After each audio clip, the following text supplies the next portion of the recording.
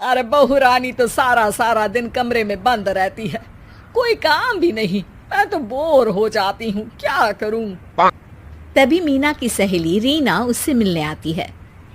अरे मेरे घर का भी यही हाल है, बेटा ऑफिस और बहू कमरे में बंद, समय काटे नहीं कटता। लेकिन अब सच मानो तो वक्त ही नहीं है कि वक्त से रोटी भी खा लूं।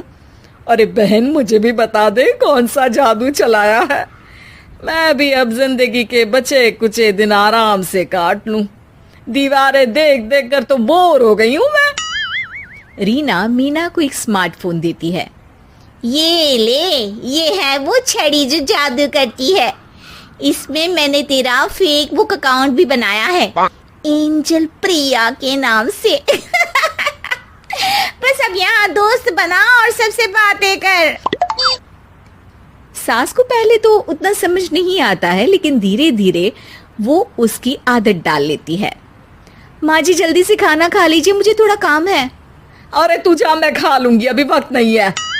और सासू माँ मोबाइल में मुंह गड़ाए जवाब दे देती है। बहू समझ ही नहीं पाती और वहां से कमरे में चली जाती है। अचानक सास को किसी प्यारी पिंकी की फ्रेंड रिक्वेस्ट आती है। अरे वाह, ये तो कोई प्यारी सी लड़की लगती है, बात करती हूँ। सास फ्रेंड रिक्वेस्ट अपनाकर बात करने लगती है। अब क्या था, सास सारा दिन उस सहेली से बात करती, अपनी कहती, उसकी सुनती। एक दिन सास फोन पर ही सरगड़ाए, अरे बहू जरा मंदिर के लिए थाली सजा दे, आज कीर्तन है। बहू फोन पर किसी को मैसेज टाइप करते कहती है, माँ जी क्या है, अब मुझे क्या पता कि आपको कौन कौन से भगवान की पूजा करनी होती है। तभी सास के पास कोई मैसेज आता है। अच्छा अच्छा ठीक है, रहने दे, मैं ही कर लूंगी। अब मैंने मना थोड़ी ना किया है, कर देती हूँ मैं। अब मैंने भी बोला ना कि थोड़ी देर में बात करती हूँ, तो मैं ही कर लेती हूँ, तू जा अपने कमरे में। बहू वहां से चली जाती है। सास मंदिर पहुंचती है और मंदिर की सीढ़ियों पर बैठकर सास फोन पर लिखती है, अरे मेरी बहू सारा दिन अपने कमरे में बैठी रहती है। वहां से रिप्लाई आता है, मैं आपकी बहू को तो जानती नहीं हूँ, लेकिन हाँ एक बात है, हो सकता है आपने उसे ताने दिए होंगे या फिर उसका दिल दुखाया होगा। ऐसा करने पर बहुओं का मन ससुराल से हट जाता है। याद रखिए, बहू और बेटी में फर्क होता है। सास घर जाती है और बहू से बड़े ही प्यार से बात करती है, उसके लिए खाना बनाती है, उसे गिफ्ट में साड़ी भी देती है। जिसके बाद अगले दिन, माँ जी चलिए, आज मैं भी आपके साथ मंदिर चलती हूँ, आते वक्त भोले भैया के गोलगप्पे खाकर आएंगे। अरे हाँ बहू, ये तो अच्छा है, चलो। सास मन में सोचती है कि उसकी फेक बुक वाली दोस्त कितनी अच्छी है। उसके समझाने से उसे उसकी बहू वापस मिल गई। वो बहू को अपनी दोस्त के बारे में बताने का सोचती है, लेकिन फिर चुप हो जाती है। बहू फोन पर टाइप करती है, मेरी सास मुझे नौकरानी समझती है, एक गिलास पानी तक खुद नहीं लेती। मन तो करता है कि बोल दूं, मैं बहू हूँ, कोई नौकरानी नहीं। वहां से रिप्लाई आता है, देखो तुम्हारी सास को तो मैं भी नहीं जानती, लेकिन वो बुजुर्ग होंगी, पूरा जीवन उन्होंने घर गृहस्थी चूल्हा चौका में निकाल दिया। और फिर तुम ये भी मत भूलो कि जिस पति पर तुमको इतना गर्व है, उसे भी शिक्षा उन्होंने ही दी है। तो जिसने तुम्हें इतना दिया, क्या तुम उनकी थोड़ी सी सेवा नहीं कर सकती?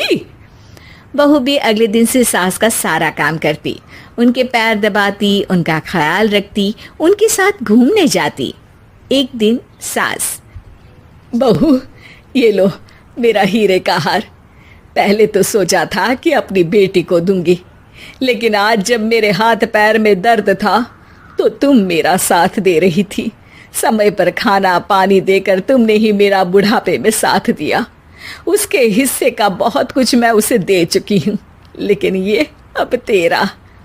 बहू तो ये देखकर खुशी से उछल ही जाती है।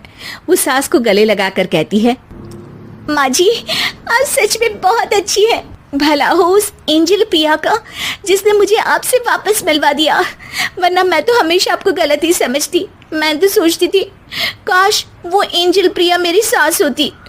क्या नाम लिया बहू?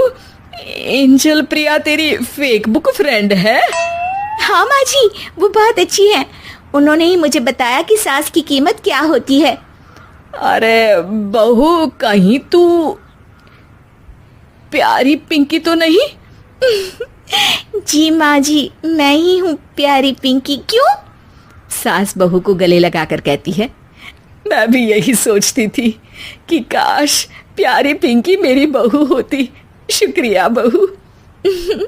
सासू माँ, शुक्रिया तो हम दोनों को फेसबुक और सोशल मीडिया का करना चाहिए, जिसने हम दोनों को एक दूसरे से दिल से मिला दिया।